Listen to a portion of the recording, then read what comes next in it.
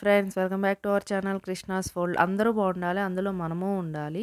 Hotel స్టైల్లో egg biryani అనేది ఎలా ప్రిపేర్ చేయాలో చూపిస్తాను. ఫస్ట్ ఒక 5 ఎగ్స్‌ని తీసుకొని ఉడికించుకుంటున్నాను. ఆ పక్కన రైస్ పెట్టుకున్నానండి, బాస్మతి రైస్. దాంట్లో చెక్క, మొగ్గ, షాజీరా, అలాగే బిర్యానీ ఆకు అన్నీ వేసుకొని ఉడికించుకొని పక్కన పెట్టుకోవాలండి.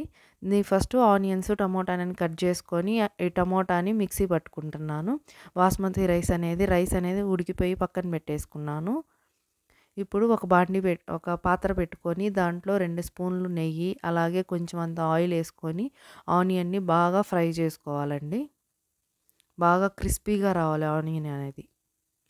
కలుపుకుంటూ బాగా ఫ్రై అయితే బాగా వస్తుంది. ఇదిగోండి, ఈ విధంగా తీసి పక్కన పెట్టుకున్నాను.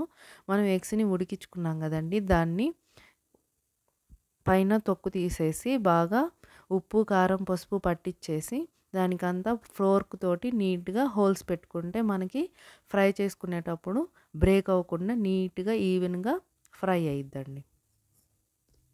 చూడండి, ఇలా చిన్నగా కదుపుకుంటూ నీట్గా కుక్ చేసుకుంటే బాగా మనం తినేటప్పుడు ఎగ్ అనేది మంచిగా నీట్గా ఉంటుందండి. టేస్ట్గా చాలా బాగుంటుంది.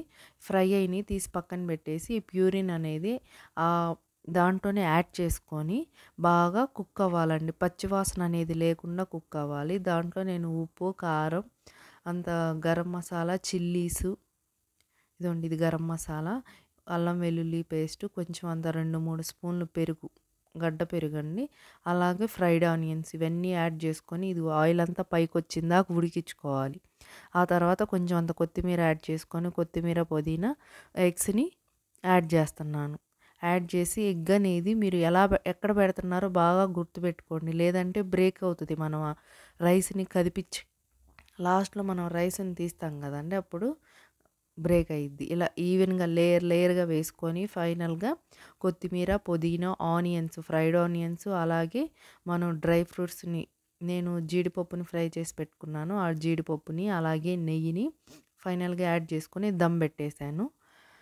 చూడండి, ఈ విధంగా ఈవెన్గా 1 బై 1 వేసుకొని ఇప్పుడు ఫైనల్గా రెడీ అయిపోయింది. దీని మీద ఒక ప్లేట్ పెట్టేసి మనం వెయిట్ పెట్టాలండి. వెయిట్ పెడితే నీట్గా ఆవిరి అనేది బయటికి పోకుండా మనకి ఎగ్ బిర్యానీ అనేది నీట్గా ప్రాపర్గా కుక్ అయిపోయిద్ది. మంచిగా మసాలా అంతా రైస్కి పట్టేసి బాగా ఫ్లేవర్ వస్తుంది.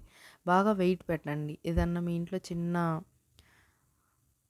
ఇది వెయిట్ ఉంటుంది కదండి, ఏదన్నా పాత్ర కానీ లేదంటే ఏదన్నా రాయి కానీ ఉంటే బాగా వెయిట్ పెట్టేస్తే అది ఆవిరి అనేది బయటికి పోకుండా నీట్గా కుక్ అయిపోయిద్ది.